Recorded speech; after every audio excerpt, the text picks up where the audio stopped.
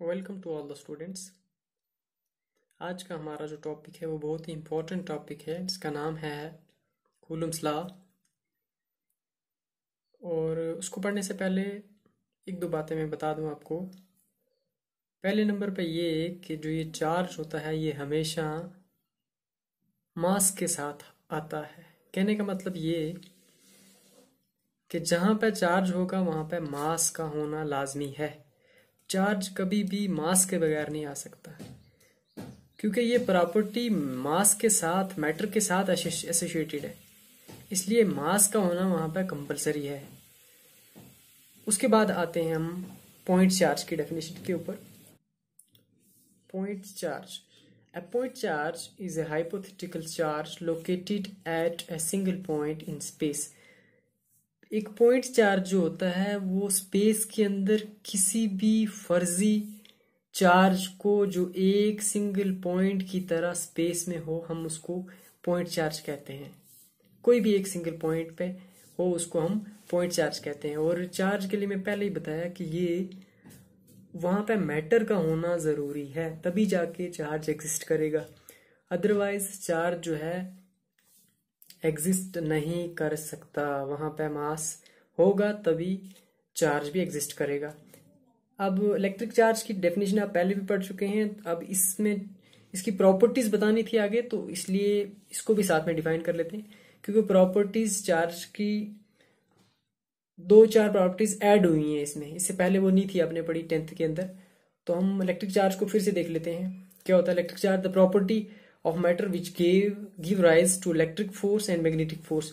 वो वाली property matter की जो इस मैटर को क्या करती है, इलेक्ट्रिक फोर्स और मैग्नेटिक फोर्स को बढ़ावा देती है, उसी को ही हम इलेक्ट्रिक चार्ज बोलते हैं।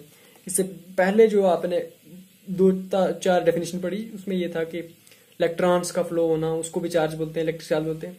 तो वही आगे बता रहा है, it is denoted by Q R, small capital Q R small Q, और ऐसे यूनिट कूलम है, और ये एक स्केलर क्वांटिटी है। अब इसकी प्रॉपर्टीज क्या क्या हैं? नई प्रॉपर्टीज कुछ एक तो ऐड हुई हैं, जो पीछे हमने इसकी क्वांटाइजेशन पढ़ी या एडिटिविटी पढ़ी, वो चीजें हम इसमें ऐड करेंगे। देखो, पहली चीज आपको पहले से पता है, charges are of two types, positive and negative.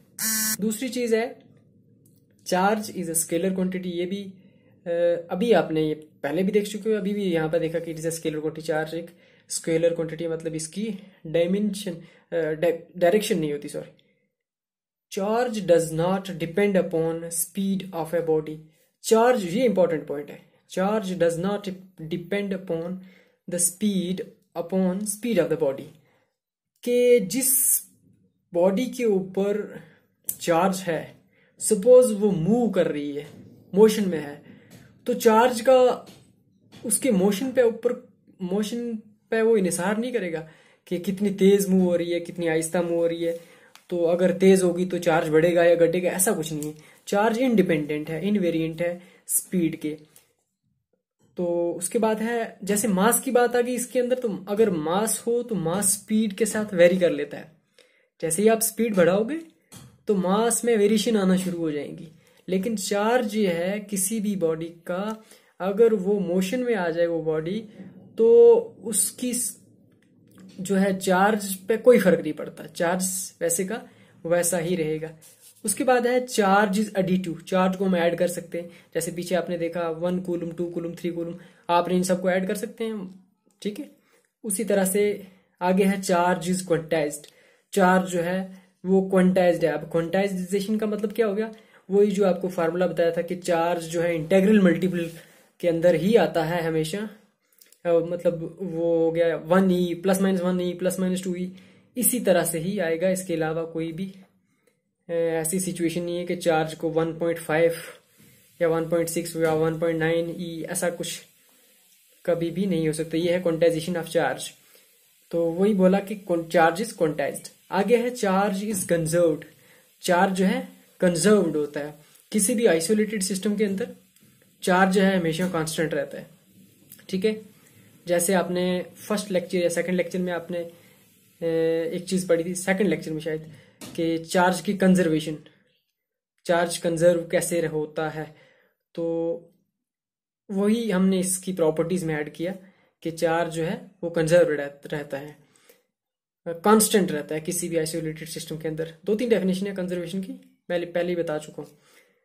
अच्छा, आगे है charge can not exist without mass. वही जो मैं अभी बात बताई ऊपर डेफिनेशन शुरू करने से पहले, कि चार्ज जो है मास के बिना कभी भी एग्जिस्ट नहीं कर सकेगा।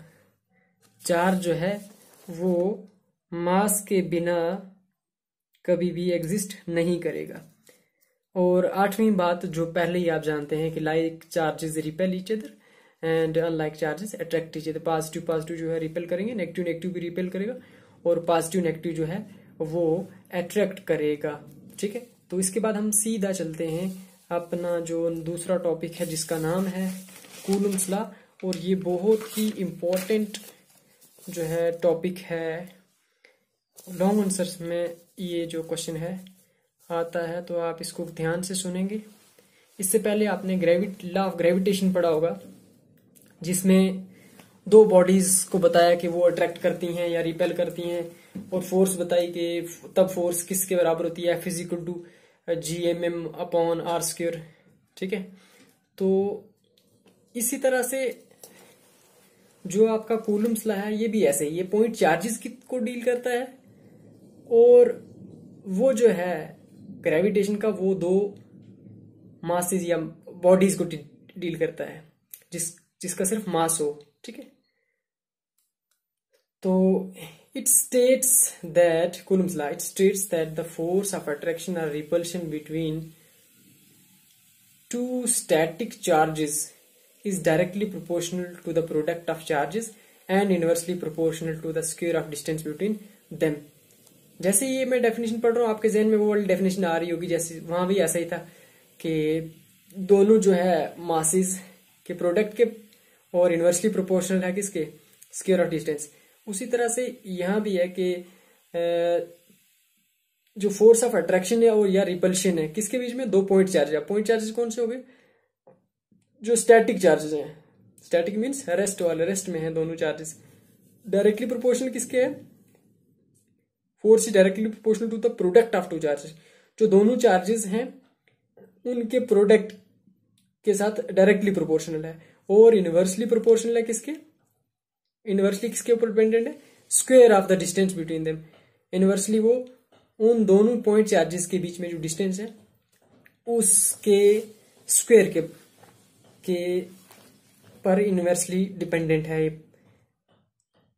प्रोपोर्शनल है जिसको बोलते हैं। अच्छा, and acts along the line joining the 2 charges. और ये जो फोर्स है, फोर्स की बात कर रहा हूं, ये जो फोर्स है ये कहां से कहां एक्ट कर रही होती है, the line joining the 2 charges. जो लाइन दोनों चार्जेस को ज्वाइन कर रही है, मतलब दोनों चार्जेस को जोड़ रही है सेंटर टू सेंटर। जैसे ये मैंने 2 पॉइंट चार्जेस लिए है ना, ये Q1 और Q2, इन दोनों को जोड़ा हो ना, तो ये वाली लाइन क्या बता रही है कि फोर्स इस रास्ते से एक्ट कर रही है एक दूसरे के ऊपर। ठीक है, अच्छा अभी कहता है if Q1 and Q2 are 2 charges, अगर Q1 और Q2 जो है 2 चार्जेस है separated by a distance r। Q1 और Q2 2 चार्जेस हैं, उनका के बीच में डिस्टेंस जो है r है, then force between them will be, तब उन दोनों के बीच में फोर्स जो होगी वो कैसे होगी, विल बी ऐसे होगी। पहली चीज जो उसने स्टेटमेंट में बताई कूलम्स लॉ ने, वो ये बताई कि दोनों फोर्स जो है दोनों के चार्जेस के प्रोडक्ट पर डायरेक्टली प्रोपोर्शनल होगी। तो फोर्स को डायरेक्टली प्रोपोर्शनल करवाया किसके, प्रोडक्ट के, Q1 और Q2 के। Let this equation number first. दूसरी बात उसने कही कि उन जो डिस्टेंस है, डिस्टेंस पर के स्क्वायर पे इनवर्सली प्रोपोर्शनल होगी, तो वो किसके बराबर होगी, F is inversely proportional to 1/r²। ठीक है, इसको इनवर्सली प्रोपोर्शनल बोलते हैं, ये पहले से आपको पता होगा, 9th से पढ़ते आ रहे हैं। Let this equation number second, this first, this is second. अब दोनों को कंबाइन कर ले तो ये F है, तो इसका मतलब F क्या होगा, हो जाएगा F हो जाएगा Q1 Q2/r²। ठीक है, दोनों को कंबाइन किया तो कंबाइन करने के बाद हमें क्या मिला, ये चीज। अब इस प्रोपोर्शनलिटी के साइन को हटाया, हमने यहां पे एक कांस्टेंट लाया कि और Q1 Q2 upon R square same. और ये जो K है, where K is a constant, where this K, ये वाला K, where K is a constant which depends upon the nature of the medium in which the two charges are located। ये जो K है, ये वाला, ये K असल में कांस्टेंट है। कौन सा कांस्टेंट है? और ये क्या करता है? Which depends upon the nature of medium. ये दोनों जो चार्जेस आपको बताए ना, Q1 और Q2, ये एक दूसरे से थोड़ी दूरी पे है। अब ये दूरी किस चीज से भरी हुई है? बीच में एयर है, वाटर है, क्या चीज है? तो ये इस पर डिपेंड करता है, इसकी नेचर पे, कि ये वाला जो मटेरियल दोनों को सेपरेट कर रहा है, ये कौन सा है। ठीक है। और इस K की वैल्यू जो है वो हम ये यूज करते हैं, इसको आगे बढ़ाया उसने, F इज इक्वल टू, और F is equal to 1/4 pi epsilon naught. ठीक है, इसको एप्सिलॉन पढ़ते हैं, आज तक देखा नहीं होगा ये वाला, ये जो है ये, इसको एप्सिलॉन बोलते हैं, एप्सिलॉन, EPSILON। तो F किसके बराबर हो गया? 1/4 pi epsilon naught Q1 Q2 upon R square. तो ये चीज बता दें, ये एप्सिलॉन है, ये एप्सिलॉन, इसको कैसे पढ़े? इसको, इस सिंबल को ऐसे पढ़ा जाता है, ग्रीक सिंबल है epsilon naught, is read as epsilon, EPSILON, epsilon, epsilon naught. अब ये जीरो है ना, अगर खाली होता तो एप्सिलॉन पढ़ते, इसके साथ छोटा सबस्क्रिप्ट में जीरो है, इसको क्या पढ़ेंगे? Epsilon not, epsilon naught. ठीक है। अब तो वैल्यू ऑफ जो K है वो क्या है? 1/4 पाई एप्सिलॉन नॉट। अभी बताया मैंने, ये जो K है ना, इसकी वैल्यू ये जो रिप्लेस की, तो वही बताया कि K की वैल्यू ये है। अच्छा, अब ये जो ये एप्सिलॉन नॉट K का तो बता दिए कांस्टेंट है, ये एप्सिलॉन नॉट क्या जी? Where epsilon naught is called electrical permittivity of free space. ये जो एप्सिलॉन नॉट है, ये इलेक्ट्रिकल परमिटिविटी, के इलेक्ट्रिकल परमिटिविटी कितनी है, कि इस इलेक्ट्रिकल चार्ज के फ्लो होने की या फोर्सेस के एक्ट करने की परमिशन कितनी है। ठीक है, नहीं, इसको एप्सिलॉन नॉट बता रहा कि ये electrical permittivity of free space. ये फ्री स्पेस कौन सी होगी? यहां से लेकर यहां तक जो स्पेस है ना, इसको फ्री स्पेस बोला गया है। इस स्पेस के अंदर इलेक्ट्रिकल फोर्सेस के फ्लो होने की परमिशन कितनी है, ये वही चीज बता रहा, कौन सा है? Epsilon naught. ठीक है, तो ये इसके आगे क्या है हमें पता है। अब हम अगर K की वैल्यू में पीछे देखी कि since K is equal to 1/4 pi epsilon naught, बताया आपको, since K is equal to 1/4 pi epsilon naught. ठीक है, अब यहां से अगर हम K एप्सिलॉन नॉट को निकालना चाहें तो क्या होगा? एप्सिलॉन नॉट ऐसे आएगा, एप्सिलॉन नॉट को इधर इस तरफ लेके K को यहां ले आए। ठीक है, एप्सिलॉन नॉट इधर चला गया ना, इधर चला गया तो यहां से K इधर आ जाएगा प्रोडक्ट में। जनरल रूल मैथमेटिक्स का आपको पता होंगे, तो एप्सिलॉन नॉट की यहां से वैल्यू हम निकाल लेंगे। अब सपोज यहाँ पे एप्सिलॉन नॉट ऐसे ही, इसकी वैल्यू निकालना जा रहे हैं हम, 1 का 1, 4 का 4, पाई की वैल्यू हमें 3.14 पता है। अब K की वैल्यू डिपेंड करेगी कि K की वैल्यू कितनी है। जितनी K की वैल्यू आती रहेगी उतना ही हमारा एप्सिलॉन परमिटिविटी जो है, इलेक्ट्रिकल परमिटिविटी, उसकी वैल्यू हमें निकलती जाएगी। ठीक है, तो मेन आपकी जो है कूलम्स लॉ वो यहां तक है। ठीक है, उसके बाद है दूसरा इसी के साथ जुड़ा हुआ टॉपिक, वो है आपका Coulomb's law in vector form. Vectors आपने 11th क्लास के अंदर पढ़े होंगे। अब कूलम्स लॉ जो है वेक्टर फॉर्म में कैसा होता है उसको देखते हैं। ठीक है, जो हमने स्टेटमेंट पढ़ी वो इसके लिए भी वही है, सेम रहेगी। अब सिंपली हम इसको उस वेक्टर फॉर्म के अंदर हमें इसको रिप्रेजेंट करना है। Consider 2 point charges Q1 and Q2। Suppose दो चार्जेस है हमारे पास, Q1 और Q2। ठीक है, सेपरेटेड बाय डिस्टेंस R, वही दोनों को R एक डिस्टेंस है, मतलब इतनी दूरी पे रखा हुआ है। According to Coulomb's law, the force acting on the charge Q2 due to Q1 is given by. ये चीजें ध्यान से देखना। इसके बाद ये बहुत ही कंफ्यूजिंग है, यहाँ पे कंफ्यूजन क्रिएट होगी क्योंकि आगे वाली जो चीज है ना वो भी इसी पे ही डिपेंड है। अब आपको ये जो लफ्ज बोल रहा हूं मैं इनको ध्यान से सुनना होगा। अकॉर्डिंग टू कूलम्स लॉ, ठीक, the force acting on charge Q2, the force acting on charge Q2, वो वाली फोर्स जो Q2 पे एक्ट हो रही है, किसकी वजह से? Due to Q1। इस Q1 की वजह से Q2 के ऊपर जो फोर्स लग रही है इज गिवन बाई, Q1 से Q2 की तरफ जो फोर्स लग रही है वो किससे दी जा रही है? F21। देखो ये आपका है Q1, इसने लगाई फोर्स किस पे? Q2 पे, ठीक है, इस डायरेक्शन में। तो अगर ये इस पे लगा रहा तो ये फोर्स इस डायरेक्शन में आएगी ना, इसलिए ये एरो दिया है, ठीक है। F21 से इसको रिप्रेजेंट किया है। किस किस पे लगी force? The force acting on Q2, मतलब Q2 पे लग रही है due to which? Due to Q1, Q1 की वजह से Q2 पर लग रही है। तो ये इस डायरेक्शन में जाएगा। अगर सपोज ये इसको पुश करेगा तो इसी डायरेक्शन में पुश करेगा आगे की तरफ, तो इसको इस डायरेक्शन में, ये जो एरो बता रहा है ये बता रहा है कि ये वाली फोर्स जो है आगे की तरफ जो जा रही है ये कौन सी है? F21, ठीक है। तो F21 कैसे होगी? अब तरीका हमने वही रखना है कि दोनों कूलम्स लॉ का के वो होता क्या है, K into Q1 Q2 upon R square, ठीक है। अब इसको वेक्टर बनाना, तो वेक्टर बनाने का तरीका यह है कि आप उन दोनों जो है चार्जेस के बीच में जो डिस्टेंस है उसको यूनिट वेक्टर के साथ मल्टीप्लाई कर लो। अब यूनिट वेक्टर कौन सा, कहां से कहां, हम जा कहां से कहां रहे हैं? हम जा रहे हैं 1 से 2 की तरफ।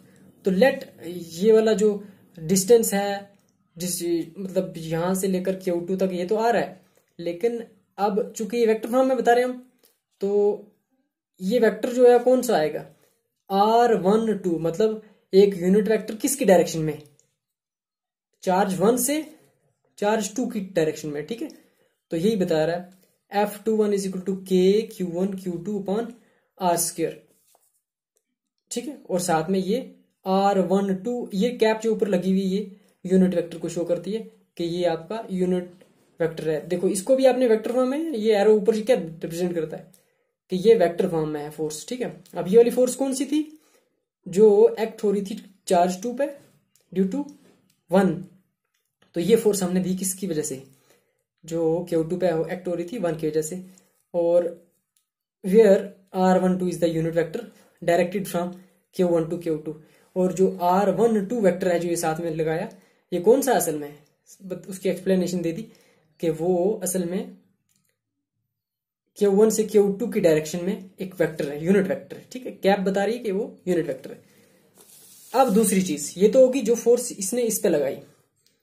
सिमिलरली ये वाला चार्ज जो है इस पे भी फोर्स लगा रहा होगा, ये वाला Q2 Q1 पे भी लगा रहा होगा। अब इसको कैसे दिखाएंगे? The force acting on Q1 due to, the force acting on Q1 due to Q2 is given by, उसको F12 से दिया है। देखो अब ये वाला चार्ज जो है इस पे भी फोर्स लगा रहा होगा, ठीक है। अगर ये इसको इधर पुश करेगा तो ये धक्का इधर देगा ना, इधर निकलेगी। सपोज इसको इस डायरेक्शन में इसने पुश किया या किया नहीं किया, लेकिन फोर्स इधर लग रही है, तो डायरेक्शन हमने ये दिया एरो से, ठीक है। और इसके साथ ही ऊपर इस फोर्स का नाम भी दे दिया, फोर्स कौन सी है? F12, ठीक है। तो F12 दिया हमने इसे, और उसी तरह से साथ में इसको K Q1 Q2 upon R square, ठीक है। और अब डायरेक्शन कौन सी है, कहां से कहां एक्ट हो रही है? इधर से इधर हो रही है, ठीक है। तो R21 2 से 1 की तरफ आ रही है अब, तो उसी तरह से 2 से 1 to 1 जो है यूनिट वेक्टर साथ में मल्टीप्लाई कर लिया, ठीक है। तभी जाके ये वेक्टर फॉर्म में रिप्रेजेंट होगा, ठीक, चूंकि इधर वेक्टर डाला है हमने, ठीक है। तो ये जो 2 1 है, ये 1 2 है, या ये 1 2 है, ये सारे सबस्क्रिप्ट में लिखना, थोड़ा हट के नीचे की तरफ लिखना है, ठीक है। वेयर, इसकी एक्सप्लेनेशन भी साथ में दे दी, where R21 is the unit vector directed from Q2 to Q1। और जहां पर ये जो where R21 is the unit vector directed from Q2 to Q1, जहां पे R21 जो है वो कौन सा यूनिट वेक्टर है? ये यहां से Q2 से Q1 की तरफ, इस तरफ डायरेक्ट कर रहा है, ठीक है, 2 से 1 की तरफ। अच्छा, इतनी कहानी समझ में आ गई। सबसे पहले हमने वही दो चार्जेस लिए, पॉइंट चार्जेस लिए Q1 और Q2। जिनका डिस्टेंस जो है बीच का डिस्टेंस r था, ठीक है, और हमने उन पे ला लगाया, कौन सा वाला, कूलम्स ला लगाया, तो उनकी फोर्स का चेक किया, हर एक की दूसरे पे चेक किया। पहले बताया 1 से 2 लग रही है, वो ये वाली है, ठीक है, और उसके बाद जो है 2 से 1 की तरफ जो आ रही थी उसको देखा हमने, तो वो ये आई, ठीक है। लेट दिस इक्वेशन, पहले वाली को हमने फर्स्ट दिखा और इसको सेकंड। लेकिन R12 is equal to, but R12 unit vector is equal to minus of R21। अब ये चीज आपको पहले से पता होनी चाहिए अगर आपने 11th क्लास के अंदर वेक्टर वाला यूनिट पढ़ा है तो, कि देखो Q1 से Q2 और Q2 से Q1 दोनों का रास्ता तो बराबर है ना, मैं यहां से यहां जाऊं या यहां से यहां हूं, बराबर है। लेकिन अगर एक यूनिट वेक्टर यहां से यहां जा रहा है बता रहा है, दूसरा यहां से यहां आ रहा है, अब दोनों बराबर तो हैं लेकिन एक की डायरेक्शन इधर है दूसरे की इधर है। मतलब कि अगर पहला जो है हमारा R12 वो यहां से इस तरफ जा रहा है तो दूसरा R21 यहां से इधर है, तो दोनों बराबर तो हैं लेकिन इनकी डायरेक्शन अपोजिट है। मतलब अगर मैं दोनों को इक्वेट करके या बराबर करना चाहूं तो R12 बराबर होगा किसके, माइनस ऑफ R21। R12 जो है माइनस ऑफ R21 के बराबर होगा।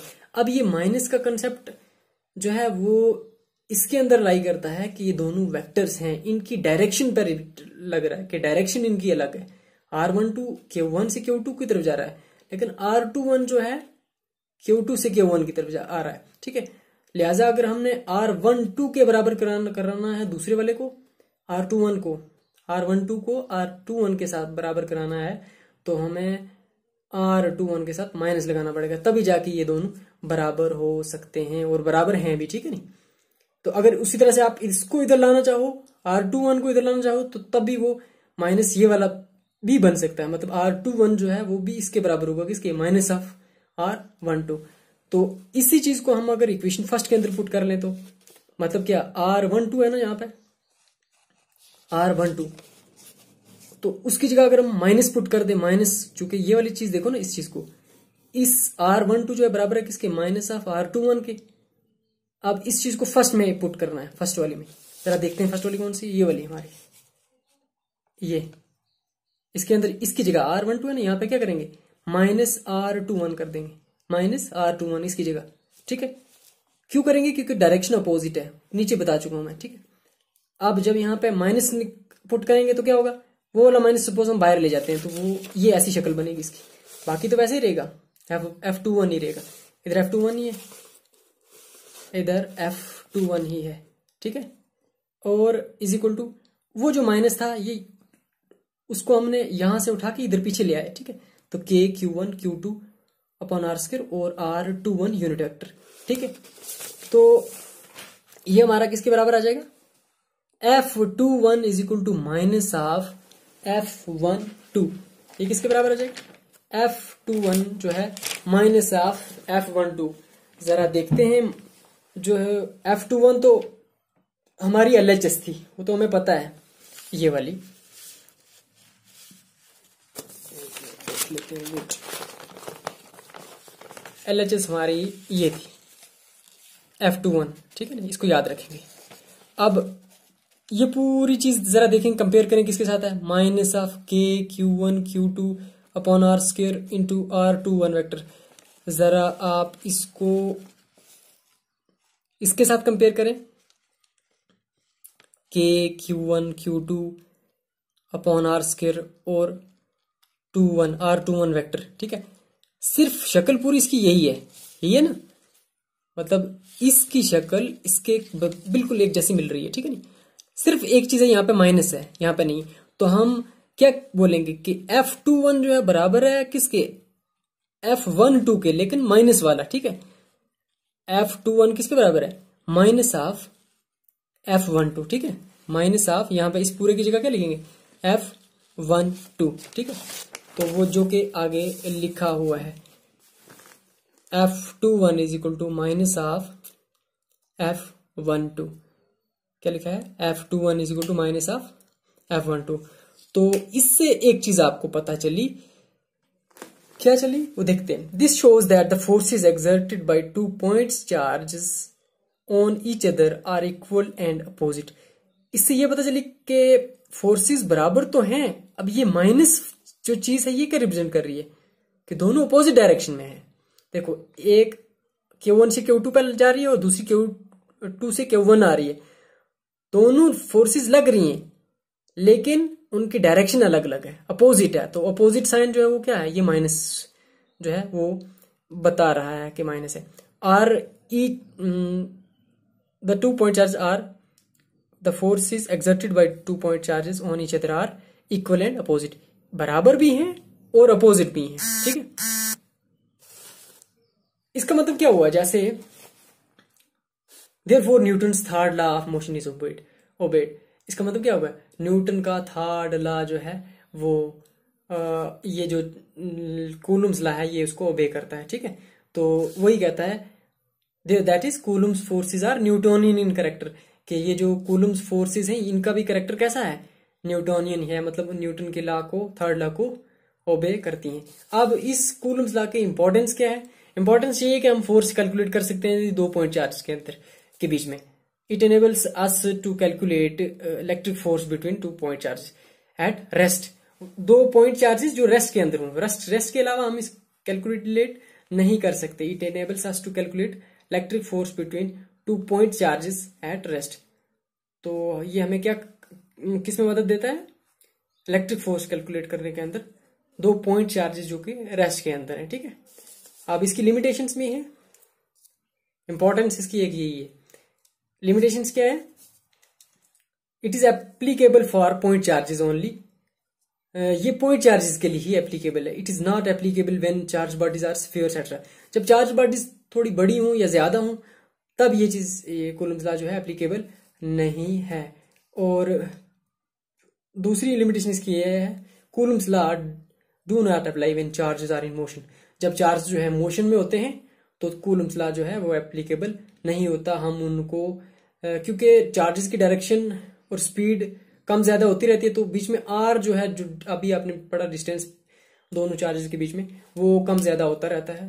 तो हम उनकी के बीच में जो फोर्स है वो कैलकुलेट नहीं कर सकते। बहुत ही इंपॉर्टेंट टॉपिक है जो आज के मेन जो 2 टॉपिक पढ़ाए मैंने, वो पहला ये कि कूलम्स लॉ क्या था, और कूलम्स लॉ के बाद जो कूलम्स लॉ की वेक्टर फॉर्म है उसको बार बार देखें आप और उसको समझने की कोशिश करें। अगर उसमें से कोई भी मतलब मुश्किल आए या परेशानी हो तो आप कमेंट सेक्शन में बता दें या किसी भी तरह से मेरे व्हाट्सएप नंबर पे आप मैसेज करके बता दें तो मैं उसको फिर से इलेबोरेट कर दूंगा।